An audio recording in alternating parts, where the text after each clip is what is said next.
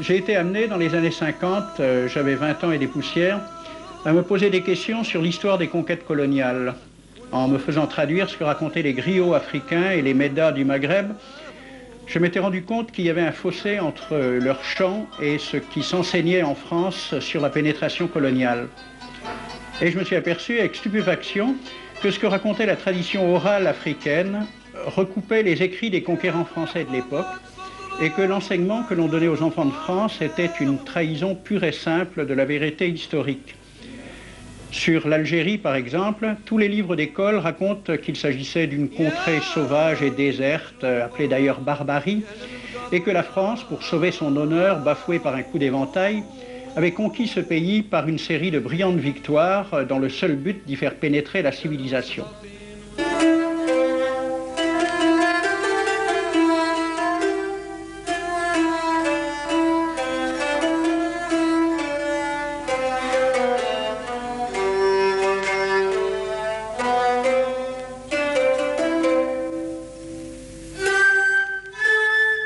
Aujourd'hui, j'ai trouvé à Alger un photographe algérien qui a entrepris de mettre en lumière ce qu'était Alger avant la conquête, en se servant uniquement de dessins et croquis de voyageurs de l'époque. Monsieur Kouassi, vous êtes photographe et vous sortez une première œuvre éditée. Cette première œuvre éditée, si vous aviez à la présenter, vous diriez quoi? C'est une œuvre à caractère historique, Algérie d'hier, Algérie de toujours, en arabe, Jazel Ems, Jazel Khalida, qui retrace un peu, en gravure d'époque, la vie en Algérie avant la colonisation française. Ces gravures m'ont permis de montrer au public que l'Algérie existait bien, avec ses villes, avec ses coutumes, avec ses traditions.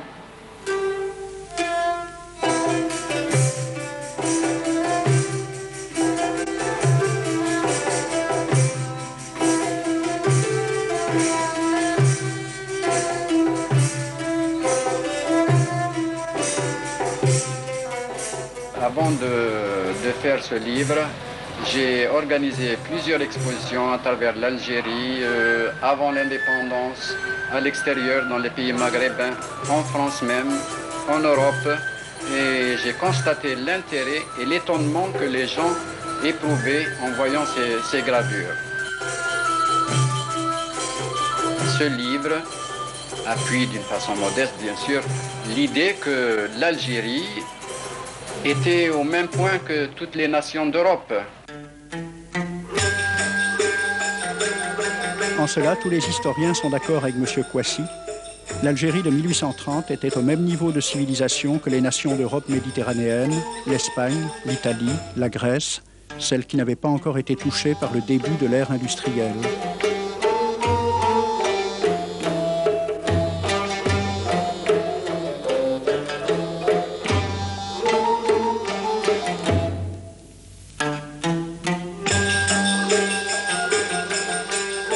Ces documents faits par des Français, par des Hollandais, par d'autres artistes européens n'ont jamais été diffusés à grande échelle parce que justement ça montrait que l'Algérie existait malgré ce que nous avions appris à l'école française pendant la colonisation, que l'Algérie était un pays de marécage. C'est des documents qui retracent tout de même une vie réelle. Je pense que c'est l'honnêteté, que c'est un rétablissement normal de la vérité.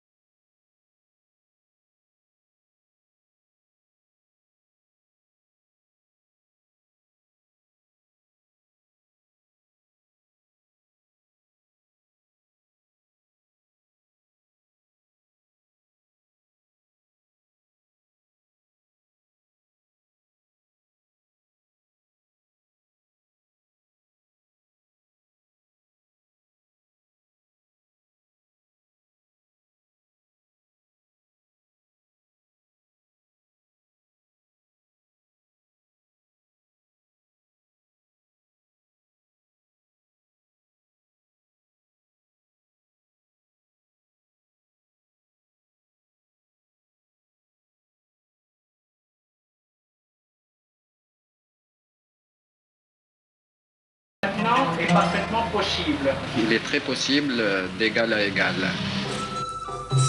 C'est dans cet esprit de discussion d'égal à égal que nous avons invité Roland Bacri, le petit poète du Canard enchaîné, né à Bab el-Oued, à venir évoquer la responsabilité de sa famille, les Bacri, dans ce coup d'éventail qui servit de prétexte à la conquête. Roland Bacri, voulez-vous que nous discutions un peu de cette période de la vie de votre famille à Alger? C'est votre histoire, c'est l'histoire de France, d'Algérie et l'histoire de ma famille. On était des Espagnols de l'armée en déroute. On est arrivé à Livourne, et puis en 1770, tout d'un coup, les Bacri de Livourne sont venus à Alger. C'était des grands banquiers, des grands marchands de blé, et on nous appelait les rois d'Alger parce qu'on était très importants. Mais auparavant, une seconde quand même, pour établir l'histoire dans son ensemble, vous êtes parti d'Espagne parce que la famille Bacri juive avait des problèmes avec l'Inquisition. Ben oui, parce que tous les juifs de l'époque, où on devenait catholique, et ma mère, elle n'aurait jamais accepté, ou alors on restait juif, mais on foutait le camp. Alors on est allé à Livourne. Mais avant, vous viviez, c'est pour établir un certain point d'histoire comme ça, avant vous viviez très bien avec les musulmans en Espagne. Ah, de toute façon, Bacri, même à Alger, on nous appelait les Ben Sarot. Je ne sais pas ce que ça veut dire en arabe, mais nous, des Bacri, ça existe aussi en arabe, quoi. Moi, je suis un judéo-arabe. Je ne sais pas ce que ça veut dire, mais enfin, moitié juif, moitié arabe, et maintenant moitié français. On est trois moitiés. Alors, c'est pour dire, donc, on était des Ben Sarot, je ne sais pas pourquoi, et puis Bonaparte, comme il voulait faire sa campagne d'Égypte, il avait besoin de blé. Et donc, il s'est adressé au Dey Hussein, le Dey turc. Et il a dit qu'il voulait acheter pour 14 millions de francs or de blé pour que Bonaparte puisse aller à la campagne d'Égypte. Bon. Auparavant donc, rétablissons aussi un point d'histoire, l'Algérie n'était pas une région tellement déserte et sauvage, puisqu'elle pouvait se permettre de vendre des quantités assez considérables de blé à la France. C'est terrible. Le Dey Hussein n'arrivait pas à récupérer 14 millions de francs or. La France devait de l'argent au Dey d'Alger. C'est ça. Et au Bacri, bien sûr, puisque nous, on était les mandataires.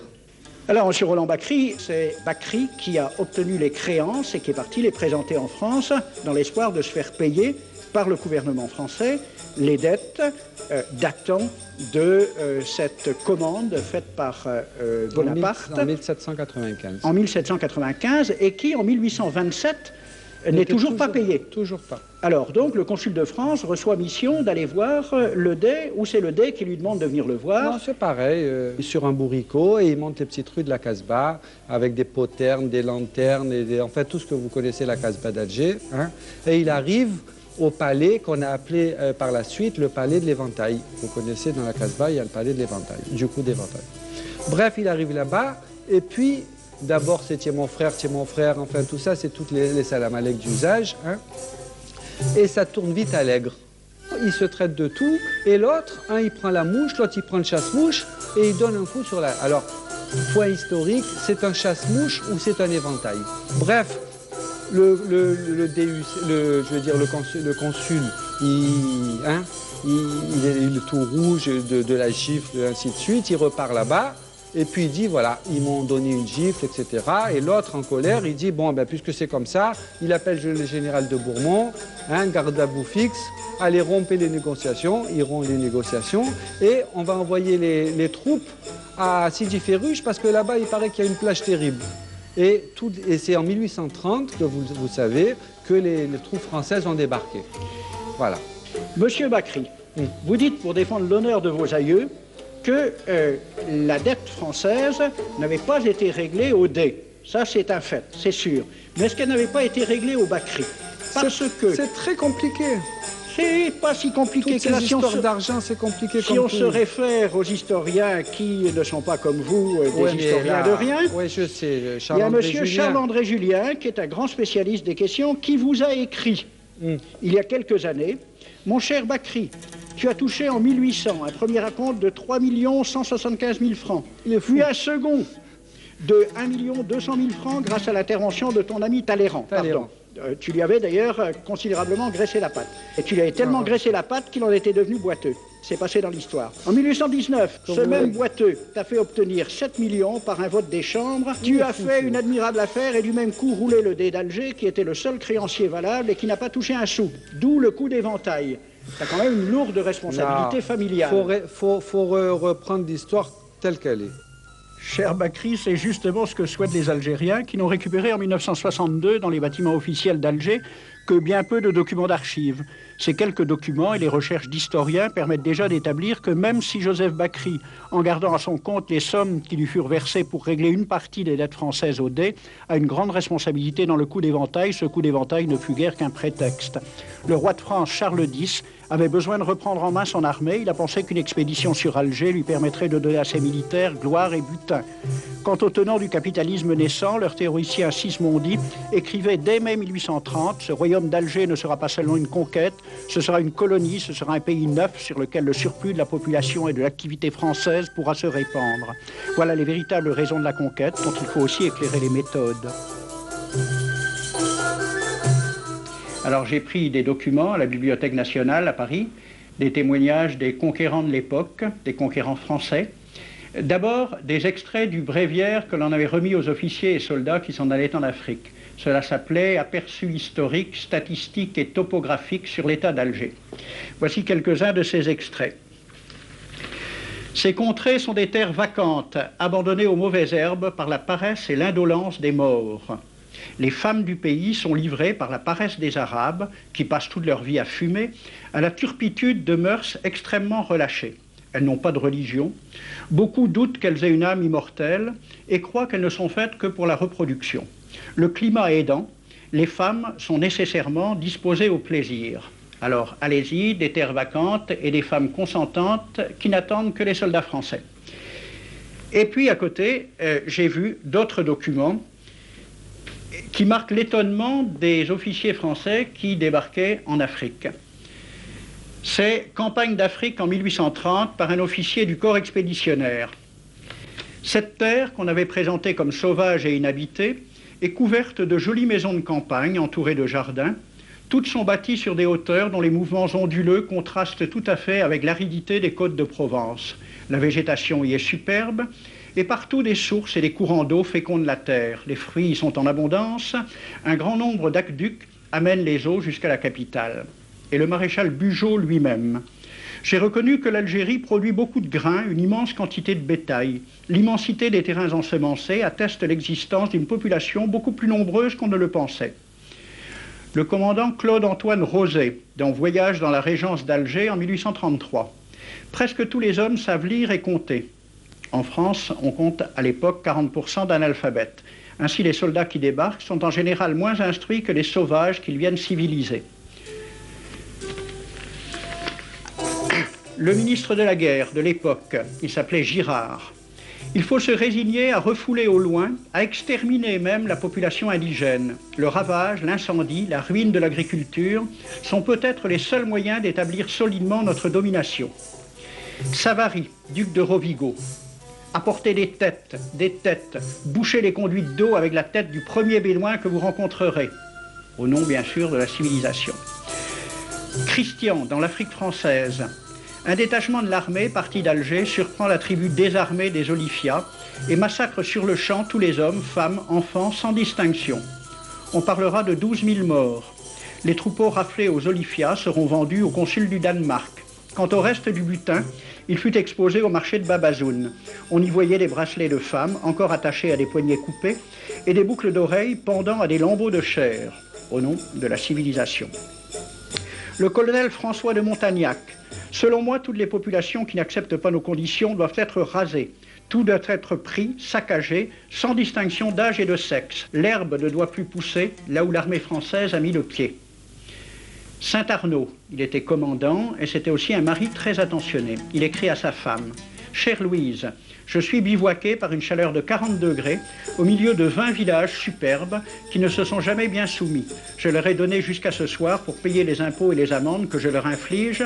S'ils ne s'exécutent pas, j'enverrai 3 colonnes brûler tout. » En juin 1845, la tribu des Ouled Riha, chassée de ses douars par les détachements incendiaires du colonel Pélissier, se réfugie dans des grottes de montagne. Ordre du maréchal Bugeaud. Si ces gredins se retirent dans leurs cavernes, imitez Cavaignac aux Sbéha, fumez-les à outrance comme des renards. Voici le récit d'un témoin, français bien sûr. Voir au milieu de la nuit, à la faveur de la lune, un corps de troupes françaises occupé à entretenir un feu infernal. entendre les sourds gémissements des hommes, des femmes, des enfants et des animaux, le craquement des rochers calcinés s'écroulant. Le matin, quand on chercha à dégager l'entrée des cavernes, gisaient des bœufs, des ânes, des moutons. Parmi les animaux, entassés sous eux, on trouvait des hommes, des femmes, des enfants. J'ai vu un homme mort, le genou à terre, la main crispée sur la corne d'un bœuf. Devant lui était une femme tenant son enfant dans ses bras. Cet homme avait été asphyxié au moment où il cherchait à préserver sa famille de la rage de cet animal. On a compté 760 cadavres. Le 8 mai 1845, Saint-Arnaud découvre 500 Algériens qui s'abritent dans une grotte entre Ténès et Mostaganem. Saint-Arnaud ordonne à ses soldats de les emmurer vivants. Il écrit « Je fais boucher hermétiquement toutes les issues et je fais un vaste cimetière. La terre couvrira à jamais les cadavres de ces fanatiques. » C'est à peu près ce qu'ont dit les Allemands en massacrant le village d'Oradour-sur-Glane. Montagnac, toujours lui, le colonel. Voilà comment il faut faire la guerre aux Arabes. Tuer tous les hommes jusqu'à l'âge de 15 ans. Prendre toutes les femmes et les enfants. Vous me demandez ce que nous faisons des femmes que nous prenons? On en garde quelques-unes comme otages. Les autres sont échangées contre des chevaux et le reste est vendu à l'enchère comme bête de somme. Toujours au nom de la civilisation. Nous rapportons un plein baril d'oreilles récolté pair à pair sur les prisonniers. Il contient même celle d'un de nos 58 gendarmes morts de maladie. 2 pièces de 100 sous ne sont pas à dédaigner. Le maréchal Soult, ministre de la guerre, répondant à des questions à la Chambre des députés. En Europe, un tel acte serait horrible et détestable. En Afrique, c'est la guerre même. C'est la guerre même, c'est du moins ce que dit le ministre français, mais en face, voici un décret pris par l'émir des Arabes, l'émir Abdelkader. Tout Arabe qui amènera vivant un soldat français recevra pour récompense la somme de 8 douros. Tout Arabe qui aura un Français en sa possession sera tenu de le bien traiter et de le conduire le plus promptement possible, soit devant le califat, soit devant l'émir lui-même. Dans le cas où le prisonnier aurait à se plaindre de mauvais traitements, l'Arabe n'aura droit à aucune récompense. À la lecture de ce décret, question d'un soldat algérien, quelle récompense pour un prisonnier vivant? L'émir répond 8 douros. Et pour une tête coupée, l'émir répond 25 coups de bâton sur la plante des pieds. De quel côté était la civilisation? J'ai donc fait ce film avec les citations et des dessins et gravures qui étaient à la Bibliothèque nationale à Paris, et j'ai proposé le film à la Ligue de l'enseignement pour qu'il soit projeté dans les lycées et collèges de France et de Navarre. La Ligue de l'enseignement l'a refusé avec cette appréciation.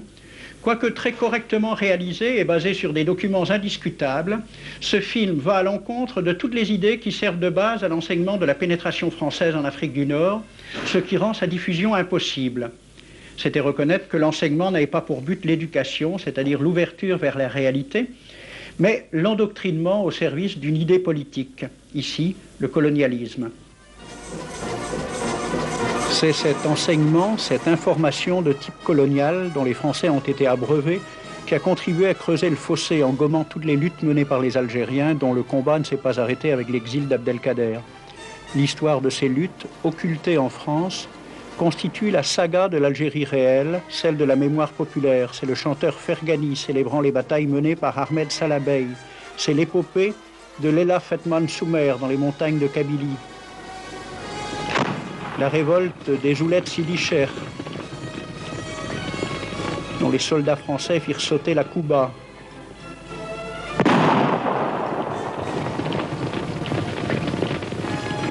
Une trame de levée populaire, d'embuscade, de guérilla remettant 100 fois en cause la conquête.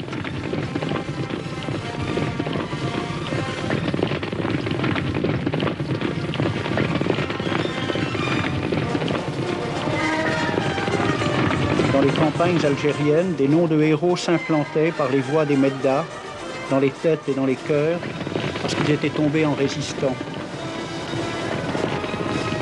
Côté français, ils étaient simplement cités comme bandits liquidés par les armées de pacification.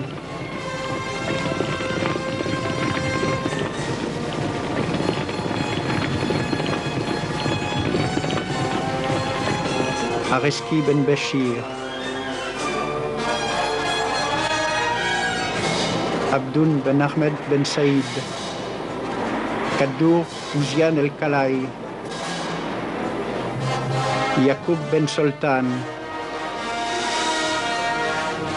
Sisliman,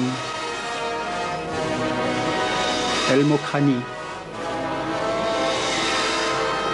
Des jalons d'une longue histoire.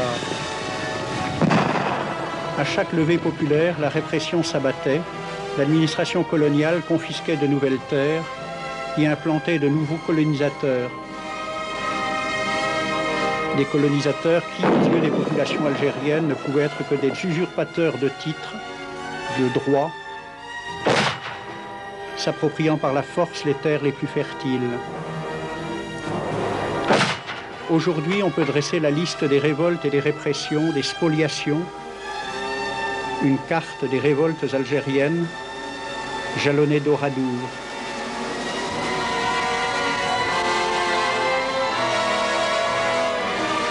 Mais la seule carte que connaissaient à travers les écoles les enfants de France, c'était la carte économique de l'Algérie.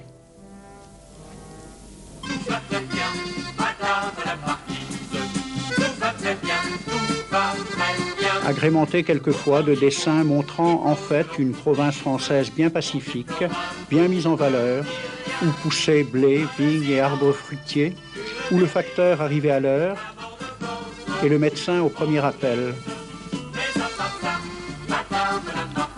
Une vision idyllique, sans aucun rapport avec la réalité.